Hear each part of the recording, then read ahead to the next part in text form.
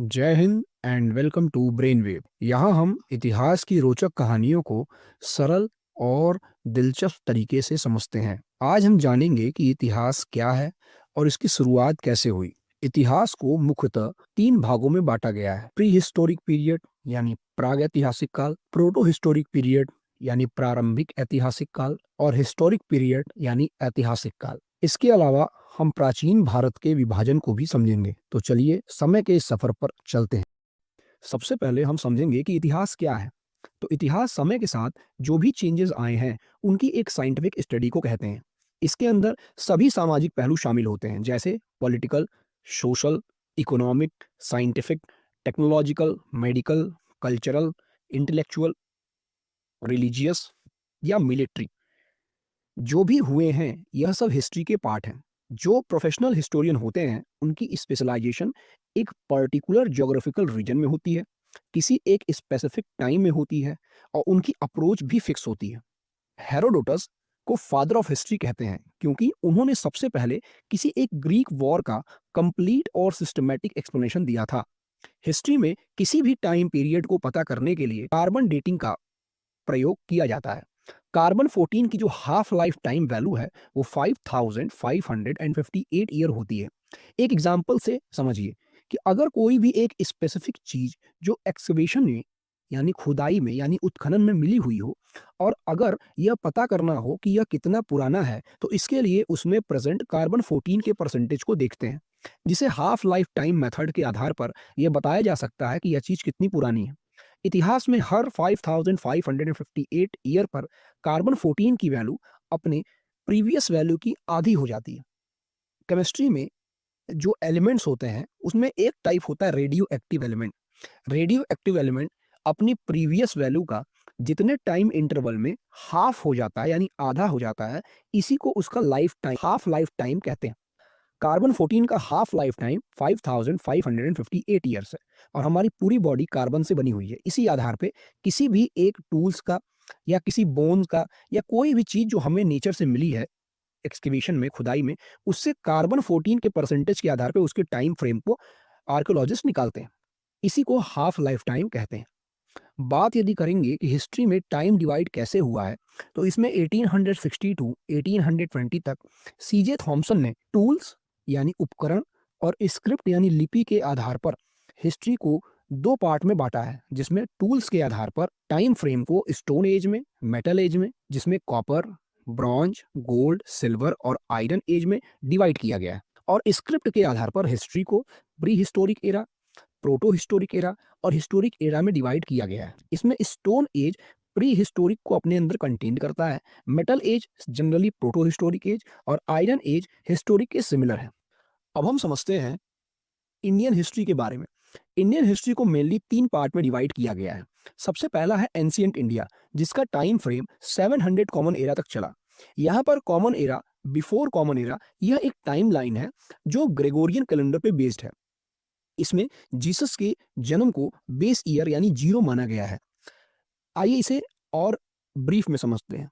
ये एक line axis है हॉरिजॉन्टल, जिसे टाइम एक्सिस माना गया है। इसमें ये जो वैल्यू जीरो है ये जीसस का डेट ऑफ बर्थ है, यानी जीसस का लाइफ साइकिल 32 ईयर्स का था, इसे जीरो माना गया है। जीसस के जन्म के आगे यानी पॉजिटिव साइड में जितनी भी टाइम लाइन्स हैं उन्हें कॉमन एरा कहा जाता है या एनो डोमिनी कहा जाता है, एडी कहते हैं। और जीसस से पहले जितने भी टाइम फ्रेम है उन्हें बिफोर कॉमन एरा यानी बीसी कहते हैं। एंशियंट इंडियन हिस्ट्री में हम मेनली पढ़ेंगे प्री हिस्टोरिक एरा, जिसमें stone age, bronze age, Indus valley civilisation important है। फिर early and later Vedic period को पढ़ेंगे, जिसमें हम देखेंगे किस तरीके से आर्यंस भारत में आए, उन्होंने अपनी टेरिटरी को एक्सपेंड किया, वैदिक कल्चर को प्रमोट किया। और इसमें हम सोशल डिवीजन को भी देखेंगे।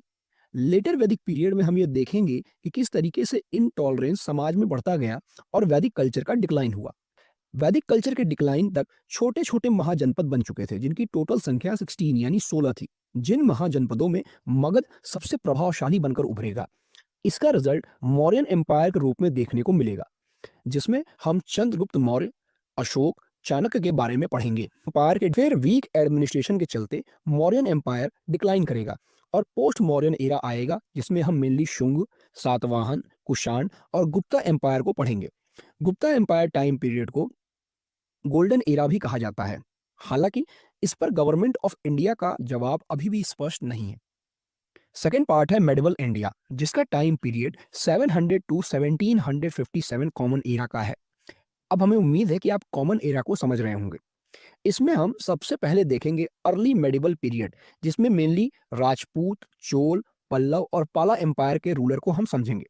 फिर तराइन के युद्ध के बाद जब मोहम्मद गौरी दिल्ली की गद्दी पर कब्जा करेगा, तो 1206 यानी 1206 से लेके 1526 तक के जो रूल है, इसको दिल्ली सल्तनत का रूल कहा गया है।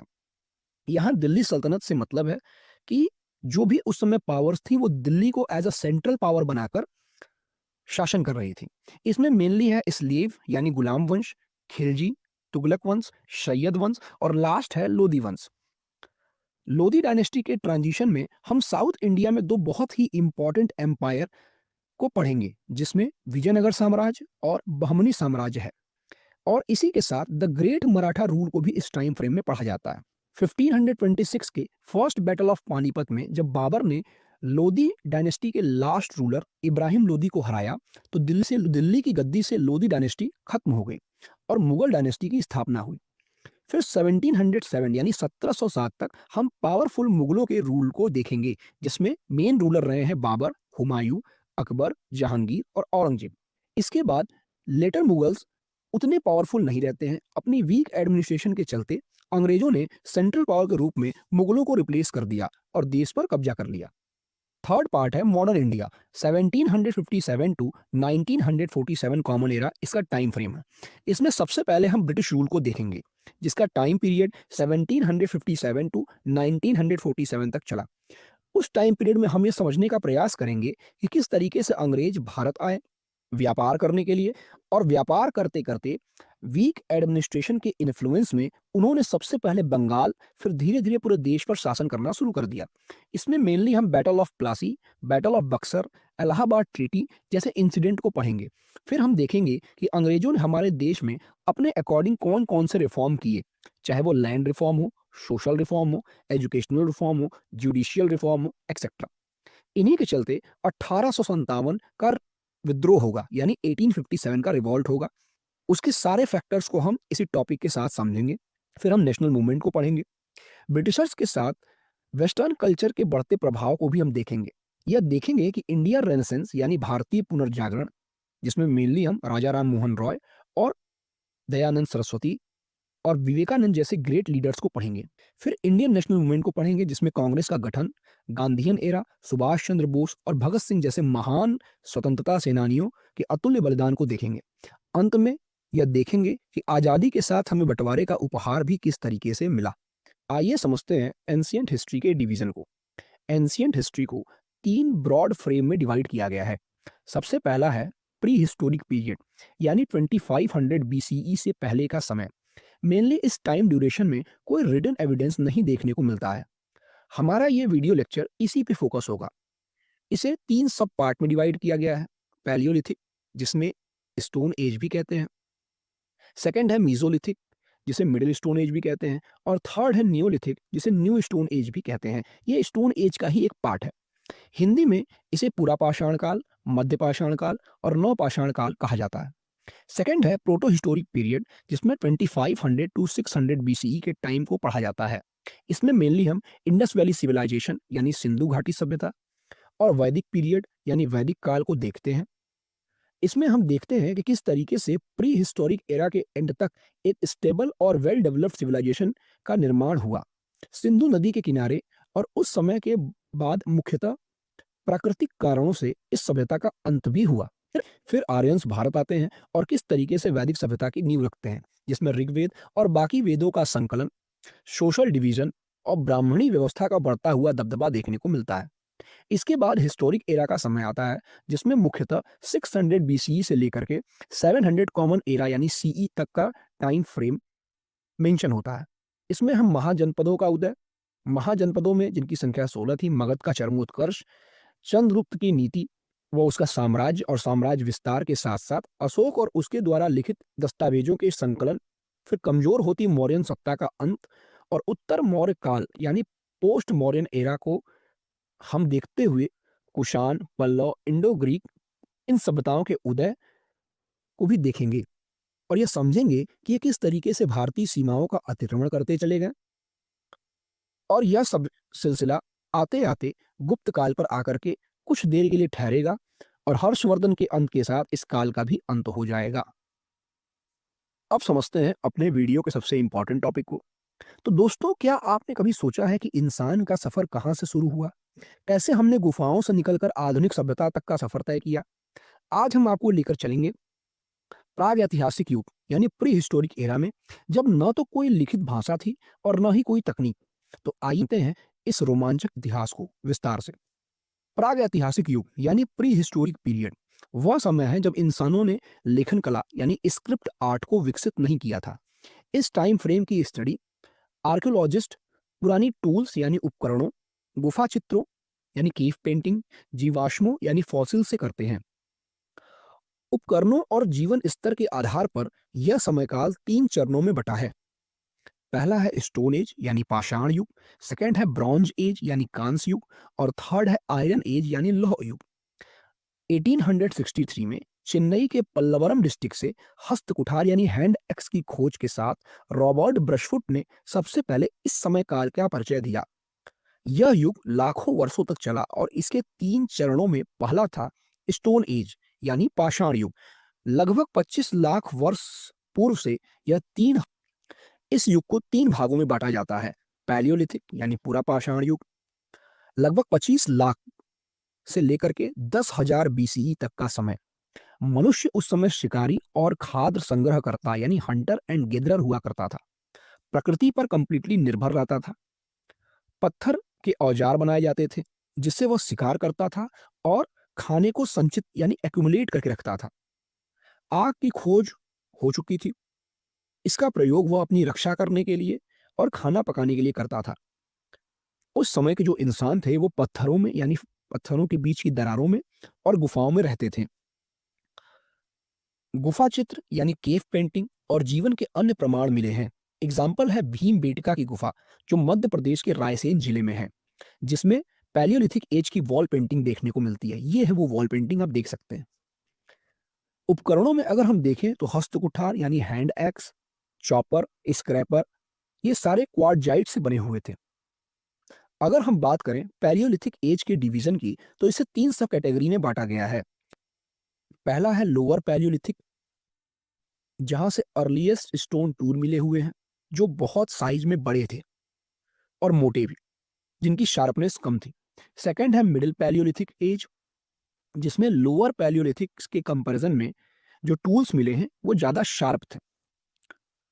और थर्ड है अपर पैलियोलिथिक, जहां से हंटिंग की टेक्निक और आर्ट का जो क्लास था वह इंप्रूव होता दिखाई देता है। सेकंड है मीजोलिथिक एज यानी मध्य पाषाण युग, 10,000 बीसीई से लेकर के 8,000 बीसीई तक का समय। इसकी खोज 1867 में यानी 1867 में सीएन कार्लाइल ने की थी। अगर हम बात करें इसके कैरेक्टरिस्टिक की तो यह एक संक्रमणकालीन स्थिति थी यानी ट्रांजिशन फेज था पैलियोलिथिक और नियोलिथिक के बीच का। टूल्स के साइज छोटे हो चुके थे और ज्यादा रिफाइंड थे। इन्हें माइक्रोलिथ्स भी कहा जाता है।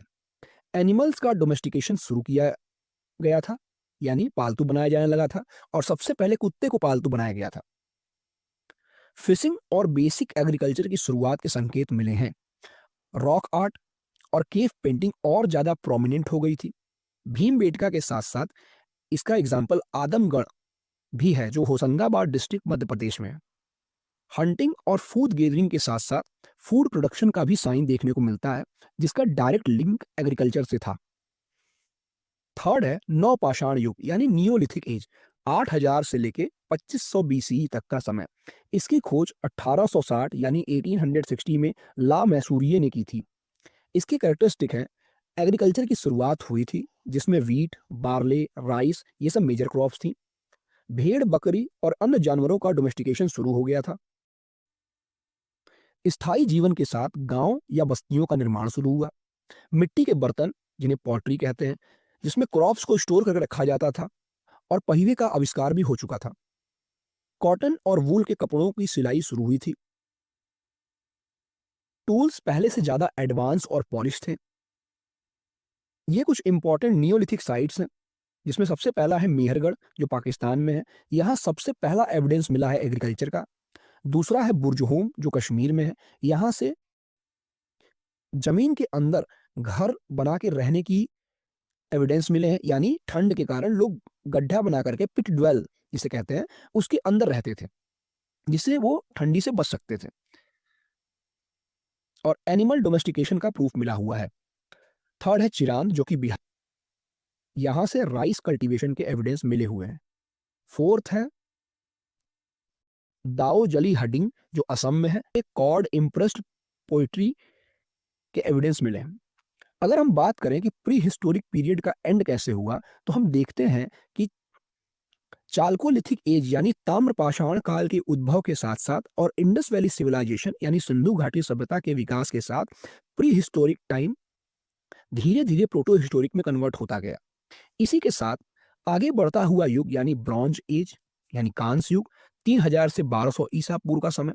मनुष्यों ने तांबे और कांसे यानी कॉपर और ब्रॉन्ज से अपने लाइफ स्टाइल को कंप्लीटली चेंज किया। बड़ी बड़ी सिविलाइजेशंस ये जैसे कि मिस्र, मेसोपोटामिया, इंडस वैली का डेवलपमेंट हुआ। स्क्रिप्ट कल्चर डेवलप होता गया, जिसमें हम समझेंगे क्यूनिफॉर्म और स्क्रिप्ट अब डायग्राम के रूप में भी विकासशील होने लगी। इसके बाद का जो एज है वो है आयरन एज, जिसे लौह युग कहा गया है, जिसका समय काल 1200 से लेके 600 बीसी तक का है। इसमें अब आयरन कॉमन लाइफ में इंट्रोड्यूस हुआ, जिससे उन्होंने वेपन्स बनाना शुरू किए। वेपन से टेरिटरी का डेवलपमेंट शुरू हुआ, राजाओं का डेवलपमेंट शुरू हुआ और सभ्यताओं और सामाजिक और आर्थिक परिवर्तन सामने आते गए। जब लेखन प्रणाली का विकास हुआ तब इतिहास का नया अध्याय शुरू हुआ, जिसे ऐतिहासिक युग यानी हिस्टोरिक एरा कहते हैं। यह चेंज लगभग 3000 बीसीई के आसपास शुरू हुआ, जब सुमेरियंस ने क्यूनिफॉर्म स्क्रिप्ट का डेवलपमेंट किया। इसके साथ ही प्रागैतिहासिक युग का अंत हुआ और सभ्यता का एक नया दौर शुरू हुआ। तो दोस्तों, यह था प्रागैतिहासिक युग का सफर, जहां इंसान पत्थरों से औजार बनाता था, आग जलाना सीखता था और धीरे धीरे सभ्यताओं की नींव रखता था।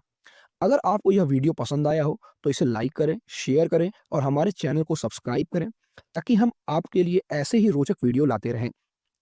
जय हिंद।